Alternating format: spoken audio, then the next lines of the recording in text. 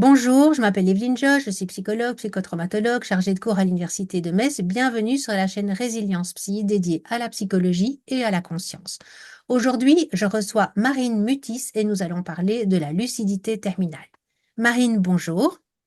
Bonjour. Tu es Bonjour. psychologue clinicienne, tu es docteur en psychologie et tu as fait le premier doctorat au monde sur la lucidité terminale. Est-ce que tu peux commencer par te présenter? Je suis psychologue clinicienne. J'exerce depuis plusieurs années au centre psychothérapeutique de Nancy-Laxou. Et effectivement, j'ai fait le premier travail de thèse sur la lucidité terminale, donc pendant 4 ans à l'Université de Lorraine, encadré par Renaud Évrard et Marie-Frédéric Baquet de l'Université de Strasbourg. Et tu as participé à cet ouvrage, Les dimensions invisibles de la conscience, que j'ai coordonné avec Martine Struzik. Et tu as donc écrit un chapitre avec Renaud sur la lucidité terminale. Alors, qu'est-ce que c'est cette lucidité terminale? Alors ça, c'est une grande question. On continue de se la poser aujourd'hui, mais je vais tenter de faire une brève définition donc, qu'on a extrait des différents articles qui ont été faits jusque-là sur la question. Donc pour nous, la lucidité terminale, c'est une récupération ante-mortem, donc avant le décès d'une personne, de certaines facultés, donc cognitives et ou motrices, ça dépend, qui avaient été perdues ou en tout cas altérées par une pathologie. Et là, les diagnostics sont très larges, ça peut aller de la démence au cancer, à simplement l'effet du vieillissement, à certaines insuffisances cardiaques, rénales, voilà, il y a vraiment toute une large gamme de pathologies qui peuvent être impliquées. Et donc, c'est simplement ce retour après des altérations. Et donc, ça peut être un regain de la communication chez les patients ou une capacité à nouveau à manger, à s'exprimer sur ses besoins, ses envies, parfois même à parler ou à bouger alors que les patients étaient alités, si ce n'est même dans un état comateux avec du coup un réveil. C'est un phénomène dont on n'a pas entendu beaucoup parler jusqu'à présent. Je pense qu'il existe depuis la nuit des temps, depuis que les êtres humains existent. Les recherches, par contre, sont relativement récentes sur ce sujet, puisque d'ailleurs tu es le premier doctorat euh, qui est paru sur ce sujet-là. Alors justement, il y a des recherches beaucoup plus anciennes, mais qui étaient plus des revues de cas cliniques que des réelles recherches. Parce qu'effectivement, les premiers articles, avec des recherches rétrospectives et la récolte de données, elles datent plutôt du XXIe siècle. Mais déjà, dès l'Antiquité, il y avait certains récits qui, correspondent à ce qu'on entend aujourd'hui sous le terme de lucidité terminale. Et ça a été beaucoup plus décrit et d'ailleurs un phénomène assez questionnant pour les professionnels du 19e siècle, parce qu'il y a beaucoup de cas cliniques qui ont été rapportés et ça, il y a tout un article de Michael Nahm, un des pionniers sur la question de la lucidité terminale, qui, reprend un petit peu toutes les sources qu'il a réussi à trouver en langue anglophone, enfin en langue anglaise et en langue, allemande, sur justement, bah, plein de descriptions du 19e siècle et parfois même du 18e siècle sur la lucidité terminale. Mais après, il y a eu un creux, puisque du coup, au XXe siècle, il y a eu une perte d'intérêt pour toutes ces questions de la lucidité terminale et des phénomènes un petit peu étranges qui ne correspondaient pas à nos attendus de la science. Mais heureusement, avec la réémergence de l'intérêt pour ces sujets et de la recherche scientifique pour ces sujets, eh ben, la lucidité terminale regagne aussi de l'intérêt pour la recherche scientifique et donc bah, revient sur le devant de la scène comme un objet d'étude et un objet d'étude extrêmement intéressant sur lequel les publications se multiplient en fait. Quasiment, enfin plus de la moitié des publications sur le sujet ont eu lieu depuis 2018 et ça s'accélère vraiment, donc en fait, on remarque, vraiment ça quand on regarde dans la littérature d'aujourd'hui. Alors pour ton doctorat, tu as recueilli des témoignages à la fois de professionnels et de familles. Est-ce que tu peux nous en donner quelques exemples pour que les personnes qui ne connaissent pas ce phénomène puissent se faire une représentation? Ouais, ouais, ouais, tout à fait. Donc j'ai effectivement eu une quarantaine de témoignages, tous très riches et très intéressants et c'est vrai qu'il y en a certains qui ont été plus, marquants que d'autres. Je me rappelle d'une famille, que j'ai interviewée et du coup, en fait, c'est 2 parents, que j'ai eus face à moi, qui m'ont raconté comment est-ce qu'ils ont, accompagné leur fils qui souffrait d'un cancer, assez rare, très jeune d'ailleurs, il avait une vingtaine d'années et en fait, sur la fin de sa vie, il n'était plus capable de dire quel jour on était, de se représenter spatialement, ni même de manger avec une fourchette à cause des lésions cérébrales, puisque c'était une tumeur cérébrale. Donc c'était assez lourd pour eux, mais ils l'ont accompagné comme ils ont pu. Et une semaine, un peu moins avant son décès, il s'est exprimé sur le fait qu'il savait qu'il allait partir, que justement dans une semaine il serait plus là, et il a commencé à demander à ses frères et sœurs de venir à son chevet. Il leur a dit des choses. Il était à nouveau capable de dire quelle date on était. Et donc voilà, il a fait un petit peu tout ce chemin en discutant avec ses proches, en leur disant que voilà, il serait plus là, mais qu'il allait rester avec eux. Et donc pour cette famille, bah, ça a été très fort, et ça a duré une journée sur un week-end, et ensuite il y a les dégradations qui sont revenues. Et du coup, bah, il est décédé quelques jours après la survenue de cet épisode à l'hôpital. Du côté des professionnels, ça peut être bah, tout aussi fort et marquant. Je sais qu'il y a un chirurgien gastro-entérologue, alors pas forcément typique pour lui justement d'avoir des cas de lucidité terminale, qui me racontait comment est-ce qu'il avait été confronté à ça la première fois. Et donc il accompagnait donc des patients en fin de vie, à nouveau plutôt du fait de cancer, donc cette fois-ci plutôt dans la sphère intestine. Et donc il avait un patient qui était très faible, avec le teint très grisonnant. Voilà, pour lui, il allait décéder dans les prochains jours. Et il est revenu un dimanche, parce qu'il faisait souvent ça, de revenir voir ses patients, même sur le week-end. Donc, comme c'était le dimanche, c'était un petit peu plus euh, atypique comme visite. Donc, il allait de chambre en chambre sans forcément être accompagné d'infirmiers, d'infirmières. Et là, donc, seul, il toque à la porte, il rentre dans la chambre, et en fait, il se retrouve face à un patient, le teint frais, assis sur son lit, en train de lire le journal. Et donc, il se dit, oula, je me suis trompé de chambre, donc il referme la porte tout doucement. Il va au bureau infirmier voir ses collègues, et il leur dit, écoutez, la prochaine fois qu'il y a un de mes patients qui décède ou qui change de chambre, enfin, prévenez-moi, parce que sinon, je vais avoir l'air stupide face au patient. Et en fait, c'était toujours son patient, c'était le même, mais qui avait récupéré. Et ça a été très difficile à croire pour lui.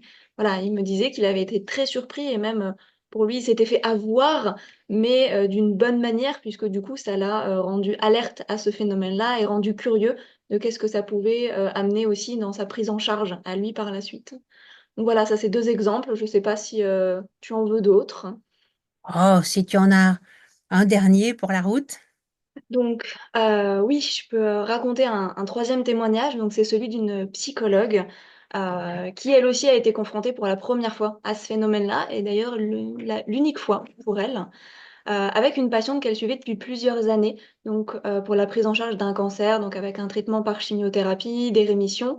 Et là, en fait, elle me raconte que ce jour-là, cette patiente arrive avec une aphasie, donc un problème, parce qu'en fait, elle a fait un AVC, et donc elle a des difficultés d'élocution, même des difficultés à se mouvoir. Donc c'est sa fille qui l'accompagne. Et très rapidement, cette patiente, elle tombe dans un état d'inconscience. Donc elle est réactive pendant plusieurs jours. Donc cette psychologue qui me raconte me dit que, alors elle s'inquiète pour cette patiente, mais elle continue de faire ses consultations. Et puis un jour, un après-midi, un de ses collègues l'appelle et lui dit, bah cette patiente-là s'est réveillée, elle est sortie du coma et elle demande à te parler. Donc là, évidemment, elle bouscule son planning pour aller voir cette patiente, puisque c'est déjà assez incroyable. Elle a des difficultés à y croire. Quand elle croise des collègues dans le couloir, elle leur demande, mais elle est vraiment réveillée? Et ses collègues lui disent, oui, oui, elle est réveillée, elle parle comme avant et elle veut te voir. Donc, elle y va, elle retourne voir sa patiente, donc elle discute un petit peu. Et puis, en fait, bah, ensemble, elles vont faire tout un bilan de vie. Donc, cette patiente va lui raconter beaucoup de choses et va lui confier aussi ses dernières directives. Elle va lui dire qu'elle n'ose pas raconter ça à ses enfants, que pour elle, c'est pas possible de leur transmettre directement. Et donc, elle charge cette psychologue de leur transmettre que, par exemple, elle veut une crémation et qu'elle veut une urne en forme de chaussure à talons parce que c'était important pour elle. Voilà. Et donc, elle transmet tout ça. Elle prendra aussi le temps de convoquer ses amis et différentes personnes à son chevet pour les voir une dernière fois, leur dire des choses. Voilà, donc avec une conscience du fait qu'elle allait décéder, qu'elle avait encore des choses à faire, à dire. Et ça, c'est quelque chose qu'on retrouve souvent d'ailleurs. Et là, c'est ce qui a été assez marquant pour cette psychologue dans le cas. Et d'autant qu'elle a été appelée, elle, spécifiquement, et qu'elle s'est aussi un petit peu questionnée sur sa place, quoi faire de ce dont elle avait été dépositaire. Elle l'a transmis du coup aux enfants de cette patiente après coup. Voilà. Dans les cas que tu nous donnes là, on voit que plusieurs personnes donnent des directives pour leur décès ou pour leur funérailles. Est-ce que C'est assez typique de ce qui est dit quand les personnes retrouvent la parole.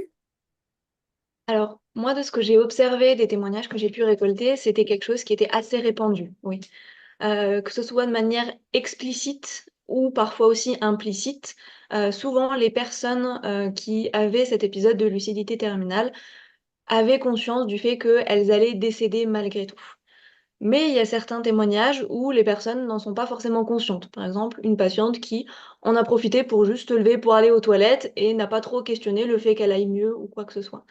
Mais ce qui est un petit peu particulier, c'est que parfois, même quand les personnes elles-mêmes sont au courant de ça, le sentent, elles en parlent pas forcément. Par exemple, j'ai eu deux témoignages très intéressants, puisqu'en fait, ils concernent la même personne, donc le décès de la maman d'une personne et de la belle-maman de l'autre personne interrogée. Et en fait, ils n'ont pas eu le même vécu de cet épisode-là parce que la maman, belle-maman, n'a pas dit la même chose. À son fils, elle a dit qu'elle allait essayer d'aller mieux pour voir son petit-fils grandir. À sa belle-fille, elle a pu dire qu'elle savait qu'elle allait mourir, mais qu'elle ne pouvait pas le dire à son fils parce qu'elle le sentait trop fragile, trop vulnérable, et donc elle ne pouvait pas lui dire ça. Et donc, même si elle en était avertie, elle n'a pas dit la même chose parce qu'elle en était simplement pas capable, parce que voilà, ça s'est joué comme ça pour elle. Mais donc, même quand il y a cette conscience-là, elle n'est pas forcément exprimée, et pas forcément exprimée, même implicitement. En termes de contenu, est-ce qu'il y a d'autres types de contenus qu'on retrouve donc sur le décès, sur les directives? Est-ce qu'il y a d'autres choses qu'on retrouve?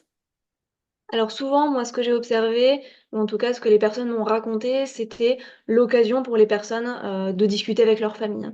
De faire aussi un petit peu des revues de ce qui s'était passé pour elles dans leur vie, d'avoir des positions un petit peu voilà, de recul vis-à-vis de ça, un peu de bilan parfois même, avec une nuance spirituelle qu'ils pouvaient ne pas forcément avoir avant.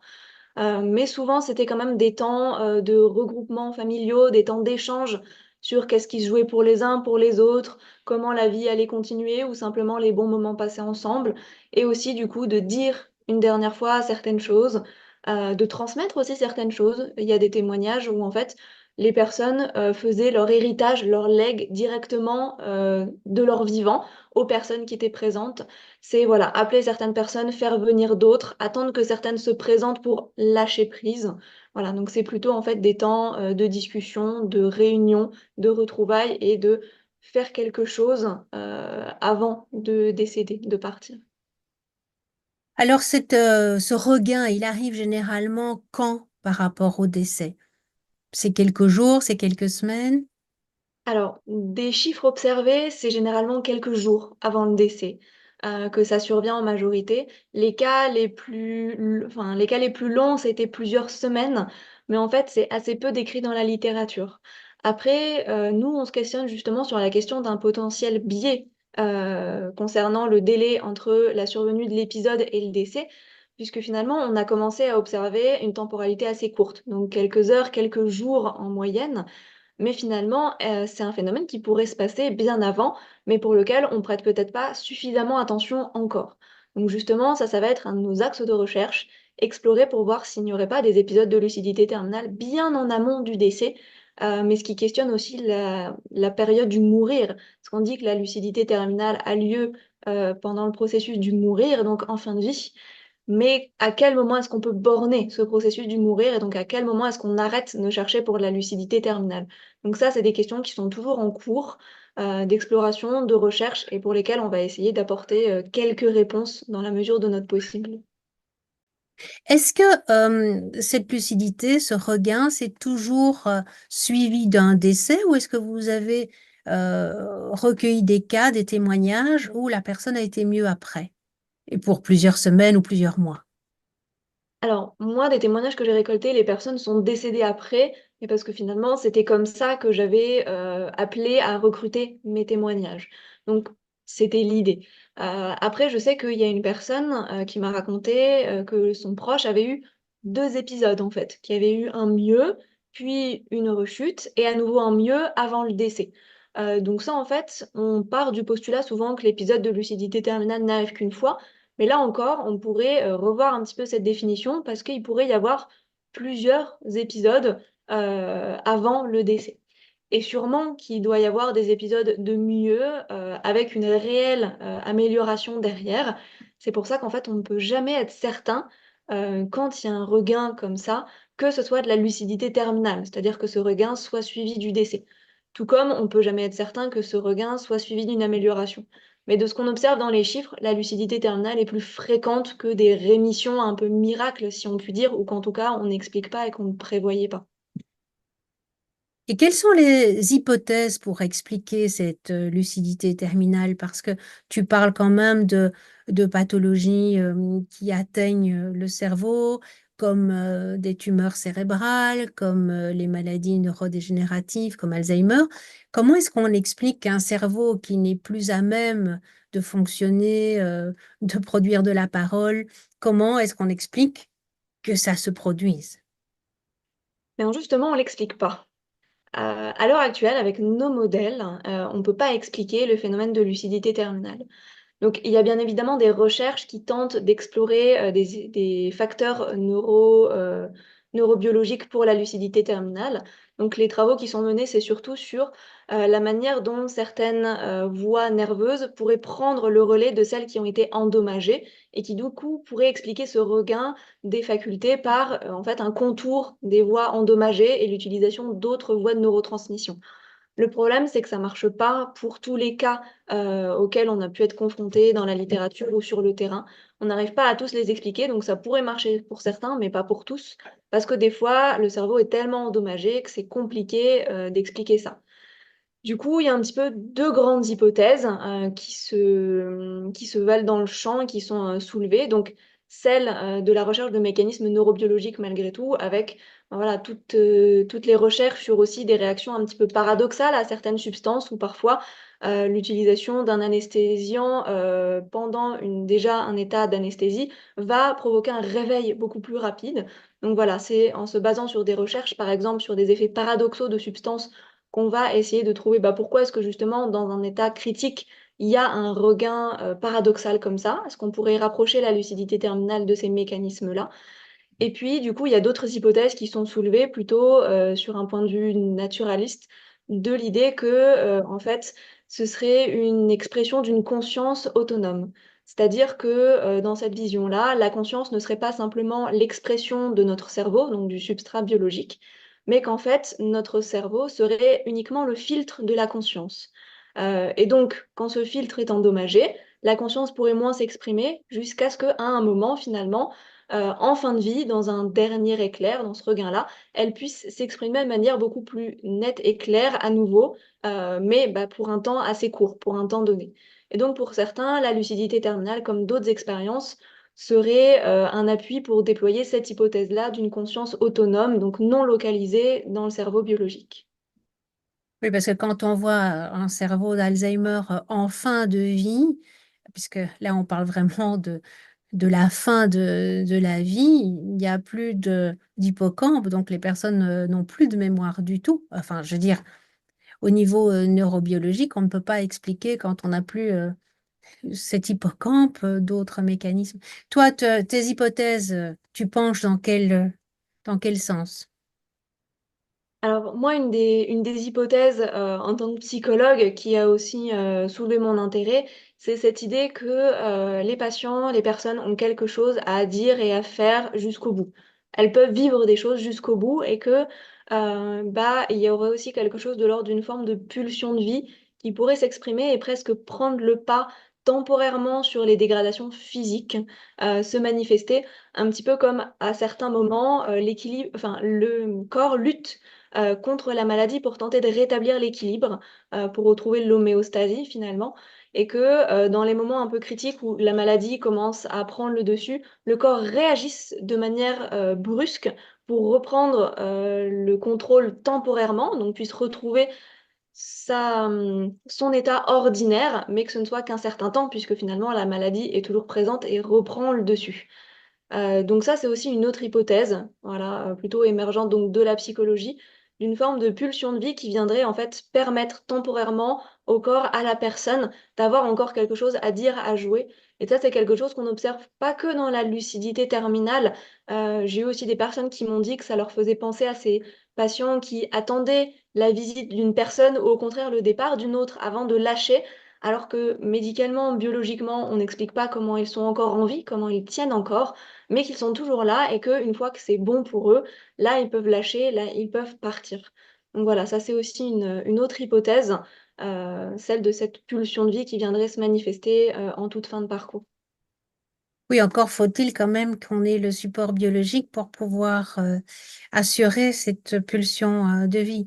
Mais ce qui est intéressant, en tout cas, je trouve, dans la lucidité terminale et dans ce que tu dis des personnes qui attendent parfois la visite d'un proche avant de décéder, c'est qu'on reste finalement, ce que je dis toujours, c'est qu'on reste sujet jusqu'au bout. Alors, on ne peut pas décider qu'on va mourir dans 10 ans parce qu'on n'est pas prêt, mais c'est vrai que ça peut se jouer à quelques heures ou à quelques jours près. Il semble qu'on puisse décider euh, du moment de son décès. Alors, c'est un petit peu bizarre de dire ça comme ça, mais on a suffisamment d'expérience qui montre que certaines personnes aussi attendent que leurs proches soient partis de la chambre pour décéder, comme si ils préféraient être seuls, comme si c'était plus facile peut-être aussi de décéder à un moment où ils sont seuls, donc comme si effectivement on restait sujet jusqu'au bout. Ça, c'est, je trouve quelque chose qui est intéressant dans ce phénomène. Alors, quelles sont les répercussions de ce phénomène? Parce que tu dis, hein, aussi le personnel, on va commencer peut-être par les professionnels qui sont confrontés à ce type de choses, comment réagissent-ils? Est-ce que c'est une expérience facile? Est-ce que ça a aussi des répercussions peut-être sur les croyances par rapport à l'après-vie, par exemple? Qu'est-ce que ça a comme répercussion chez les professionnels? Alors, du côté des professionnels, alors ça a plein de répercussions différentes. Pour simplifier, les 2 grandes que j'ai pu observer, c'est que pour certains, ça a pu les mettre en difficulté. Ça a pu les mettre en difficulté du fait d'une incompréhension du phénomène. Tout d'un coup, il se passe quelque chose pour leurs patients qu'ils ne peuvent pas expliquer et ça peut être extrêmement désagréable, surtout dans des parcours, professionnels dans lesquels on nous demande d'être efficace, on nous demande de connaître ce qui se passe et de pouvoir réagir à tout moment. Et là, du coup, les professionnels ne pouvaient pas réagir parce qu'ils ne savaient pas ce qui se passait. Donc très déstabilisant, certains me disaient qu'ils s'étaient retrouvés comme les familles, c'est-à-dire impuissants, et que cette position-là avait été difficile, en fait, à tenir pour eux. Et derrière, il y a aussi toutes les questions que peuvent soulever la lucidité terminale. Par exemple, pour des patients qui étaient dans des états comateux et qui se réveillent, certains professionnels avaient pu dire, bah voilà, moi, quand je me suis occupée de cette personne-là, quand j'ai fait sa toilette, bah, j'ai discuté avec ma collègue et j'ai pas forcément parlé à la personne. Et du coup, là, je me rends compte qu'en fait, elle était toujours là et qu'elle a pu revenir. Et donc ça a pu aussi mettre en difficulté certains. Justement en rappelant que le patient est toujours là, la personne est toujours là et qu'elle a toujours cette place centrale et que des fois, quand dans les systèmes de soins, bah, cette place centrale n'est plus si centrale que ça, la lucidité terminale vient le rappeler et ça peut être compliqué pour les professionnels de se voir faire ce rappel hein, de manière un peu violente, un peu brusque pour eux. Et puis, bah, il y a aussi les difficultés de eux-mêmes ne comprennent pas ce qui se passe, alors comment l'expliquer aux familles? Les familles qui sont en demande de savoir ce qui se passe, peut-être même d'avoir un nouveau pronostic. Et ça, du coup, quand on n'a pas les mots, même pour comprendre soi-même, c'est difficile de les transmettre ensuite. Donc ça, c'est un petit peu le versant difficile de la lucidité terminale. Bah là où pour d'autres, c'est possible de faire avec un peu plus facilement, dans le sens où, à force, il y a certains professionnels qui connaissent le phénomène. Dans certains services de soins palliatifs, on en entend parler. On n'a pas forcément le terme de lucidité terminale, mais on entend parler du mieux avant la fin, du regain d'énergie, du dernier rallye, du chant du cygne. Il y a plein de dénominations comme ça pour dire qu'en fait, on a fini par observer, mais de manière un peu implicite, qu'il y a ce phénomène qui émerge. C'est pas rapporté par l'institution, c'est pas exploré au niveau des recherches ou autres, pas forcément pour ces professionnels, mais en tout cas, eux, ils l'ont découvert, ils l'ont appris, ils se le transmettent de manière informelle comme ça, que enfin, ce phénomène-là semble indiquer une dégradation pour le patient derrière. Donc, bah, en fait, ils se sont construits leurs propres connaissances pour faire avec. Ils se le partagent dans les temps d'équipe. Ça, souvent, le fait que ça puisse être discuté à minima, même si c'est dans les couloirs, entre deux réunions, de pouvoir être à plusieurs pour gérer le phénomène. Et du coup, ben, quand il y a un petit peu une connaissance et un appui de plusieurs professionnels, là, c'est plus simple. du coup, de faire avec les familles, de comprendre un petit peu comment est-ce que ça vient se placer dans tout le parcours de la fin de vie, comment accompagner et le patient et les proches. Et donc, bah là, ça peut ouvrir à pas mal de choses et notamment, justement à réintroduire le fait que le patient a une place centrale dans la prise en charge. Donc pour beaucoup, c'était même une source de satisfaction pour eux que de pouvoir faire avec ce phénomène parce que du coup, ils se disaient: «Bon, là, ça arrive, donc ça va sûrement être la fin de vie de mon patient. Qu'est-ce que je peux faire pour lui?» Et donc ils étaient plus à l'écoute, ils passaient plus souvent voir la personne, ils pouvaient, lui apporter à boire ou à manger si elle avait envie. En tout cas, d'être plus vigilants, plus alertes avec du coup cet indicateur qui était venu un petit peu les titiller. Ben, beaucoup disaient: avec ça, on a eu l'impression de pouvoir mieux répondre aux besoins de nos patients. On a eu l'impression de pouvoir lui proposer une meilleure prise en charge et donc on est content des soins qu'on a pu apporter». Donc certains me disaient: «Ça nous permet même de renouer avec le fait de prendre soin de l'autre et donc de la vocation à être soignant». Et puis après, d'un point de vue un peu plus personnel pour les professionnels, beaucoup me disaient que, alors qu'ils soient cartésiens ou non, beaucoup me disaient que ça avait amené une certaine lecture spirituelle de la fin de vie. Certains disaient: «Bah, voilà, moi, là, j'ai touché à quelque chose de l'ordre d'une forme de miracle». Même si la personne est décédée, il y a eu une relation, une connexion. Voilà, une professionnelle qui me disait, pendant ses premiers stages, quand elle était encore en études de médecine, elle avait eu un patient en réanimation qui s'était réveillé et qui avait demandé à aller voir les arbres dehors. Et donc, bah, toute l'équipe l'avait mis sur une chaise roulante pour l'emmener sur le parking et ils étaient restés avec lui jusqu'à la nuit tombée pour voir les étoiles. Et quand il l'avait raccompagné à sa chambre, il était décédé quelques heures plus tard. Et pour cette professionnelle-là, ça avait été une connexion avec ce patient, avec cette personne-là, assez profonde, et pour elle, avec une forte signification spirituelle. Donc, pour certains professionnels, ça amène toute cette lecture-là de se dire, bah voilà, il y a des choses qu'on ne s'explique pas. Et c'est important de pouvoir faire avec. C'est important de pouvoir dire: «OK, ça, même si je le comprends pas, au moins je peux l'accueillir, faire avec et mettre, des explications, un sens. On verra peut-être plus tard ou peut-être que c'est pas nécessaire». Et ça permet aussi d'ailleurs de laisser aux familles toute la latitude de mettre, elles, le sens qu'elles ont besoin de pouvoir mettre sur ce phénomène-là. Donc voilà, ça c'est un petit peu, du côté des professionnels, en tout cas. Et pour les familles, parce que là, évidemment, j'imagine que certaines personnes reprennent espoir, ça va mieux, et donc tu parlais de nouveaux pronostics, j'imagine que des familles espèrent que en fait, la guérison est en train d'advenir. Tout à fait. C'est exactement ça le risque avec la lucidité terminale, c'est que du coup, face à ce regain et du coup, face à une amélioration de leurs proches qui n'est pas forcément parlée comme: «Attention, il y a un risque que la personne décède», ben, du coup, certaines familles ont pu y voir, la possibilité d'une amélioration pérenne sur le long terme. Et ça, du coup, quand le décès finit par survenir, bah, c'est extrêmement brutal. Puisque finalement, tout ce qui avait pu peut-être se mettre en place d'une forme de préparation à la perte, d'un travail de pré-deuil pour les familles, eh ben, il est mis en suspens pendant ce temps de la lucidité terminale, en tout cas s'il est investi comme une source d'espoir de rémission. Et ce qui fait que quand le décès survient, il est vécu comme d'autant plus brutal, violent, et on sait à quel point les morts brutales et violentes sont plus à risque de déclencher des complications dans le processus de deuil par la suite.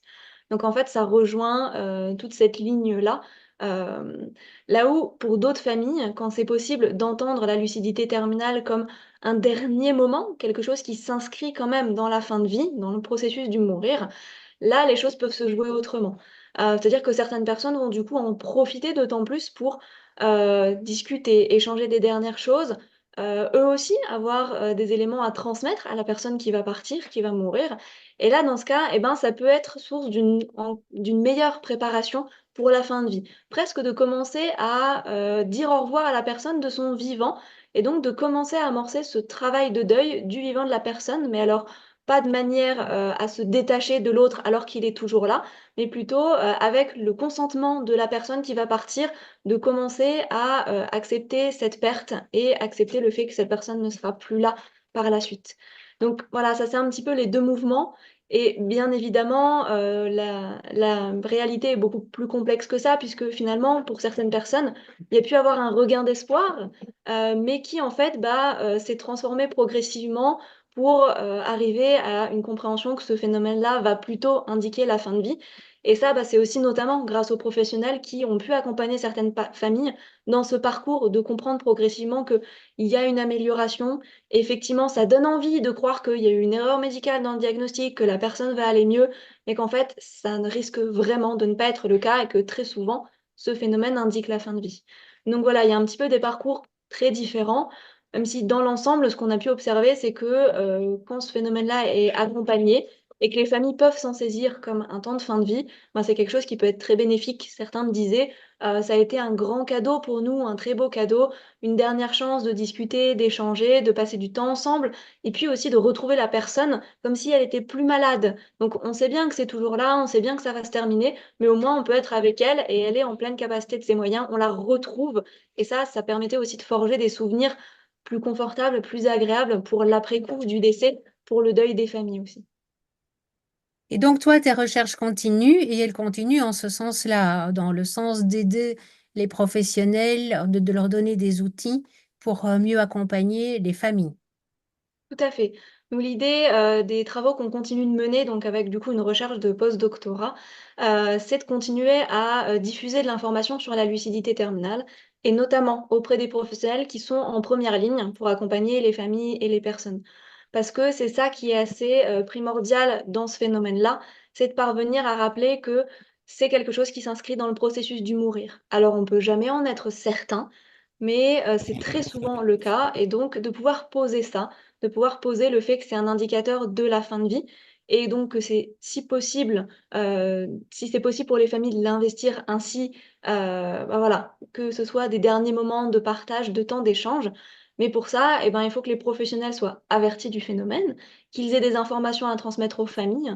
Voilà, souvent les personnes que j'ai rencontrées me disaient: «Ne serait-ce que d'avoir un nom, c'est important. Ne serait-ce que de savoir que des recherches sont menées à l'université, c'est important parce que du coup, ça nous permet de parler du phénomène, de se sentir légitime à en parler, de se sentir légitime à le vivre, et donc de pouvoir aussi ouvrir un petit peu la parole et ça fait du bien. Donc en fait, que les professionnels puissent en parler, avec les familles, qu'eux-mêmes donc aient ces informations-là à diffuser sur un peu une forme de définition, la fréquence auquel ça arrive, combien de temps ça dure, qu'est-ce que ça vient, amener et surtout comment parler aux familles dans ces moments-là.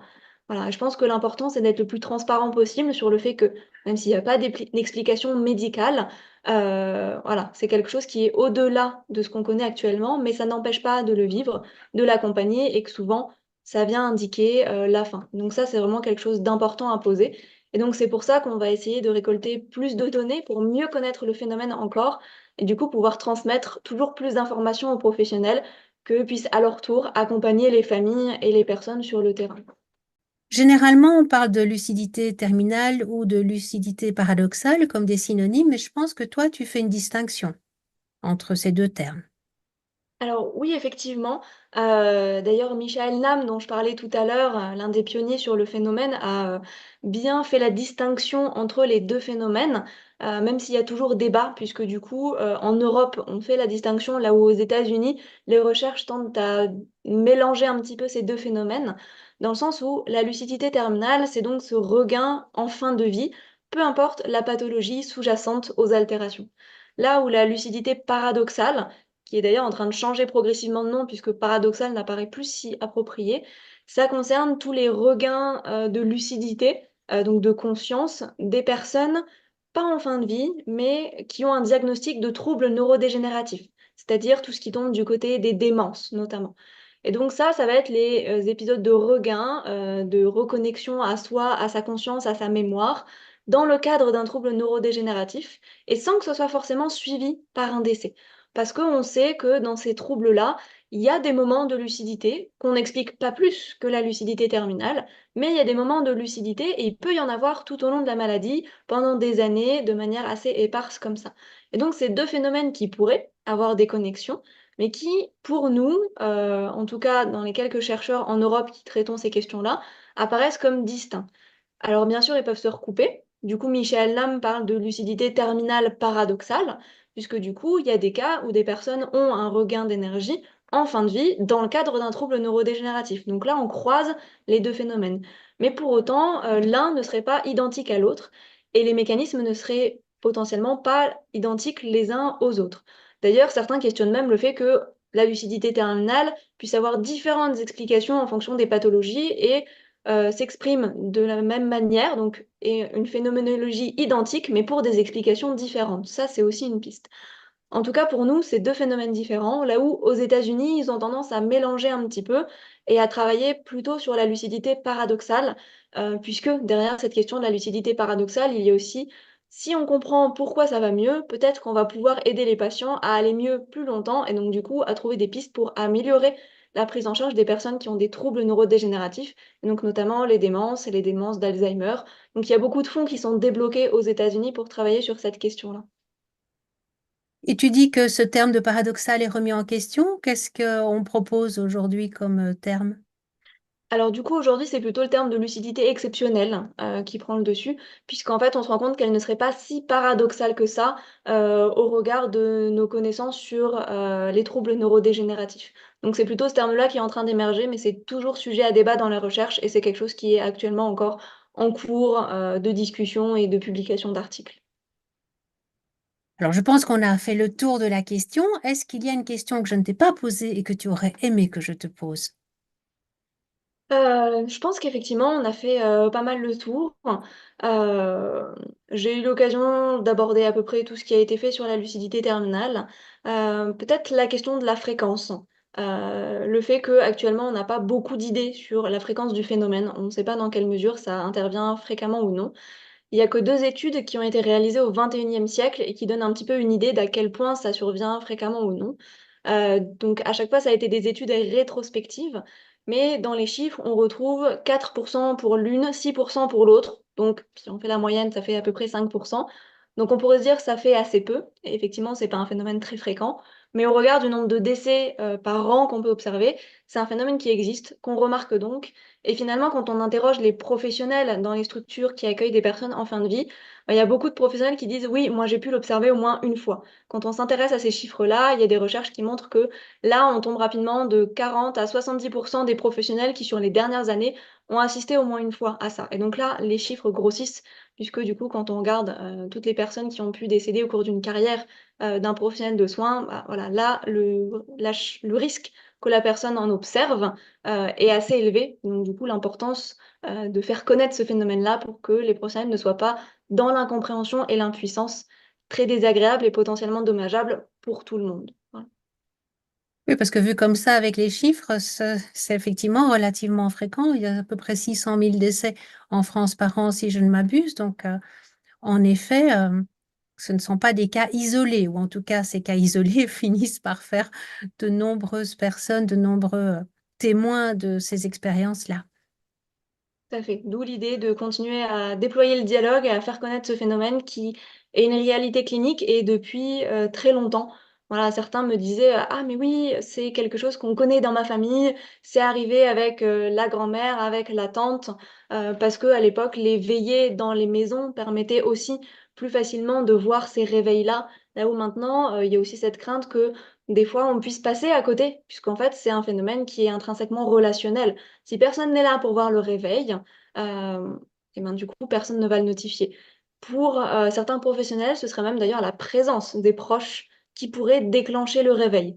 La personne pourrait sentir la présence, d'autres personnes, professionnelles ou proches et du coup, cela pourrait peut-être faciliter ce regain d'énergie. Alors voilà, ça, c'est des hypothèses, qu'on va continuer d'explorer aussi, donc pour lesquelles on n'a absolument aucune certitude, bien évidemment. Mais voilà, ça, c'est des pistes qui ont été soulevées. En tout cas, voilà, c'est quelque chose qui arrive fréquemment, en tout cas, dans le parcours d'un professionnel du soin, qui peut être connu et qui, bah, gagne à être de mieux en mieux connu et que les recherches sur la question soient connues et diffusées. Donc, on te revoit au terme de ton postdoctorat, alors pour avoir les dernières informations, les derniers résultats. Mais avec grand plaisir pour vous partager ça, oui. Eh bien, en tout cas, un tout grand merci, Marine, c'est passionnant et je pense que tu fais vraiment un travail très, très important de faire connaître ce phénomène et pour les professionnels et pour les familles. Eh ben, merci pour l'invitation, ça me permet aussi de faire relayer ce message, donc merci encore. Vous avez trouvé ce témoignage intéressant, pensez à le partager et à bientôt pour de nouvelles aventures sur Résilience Psy.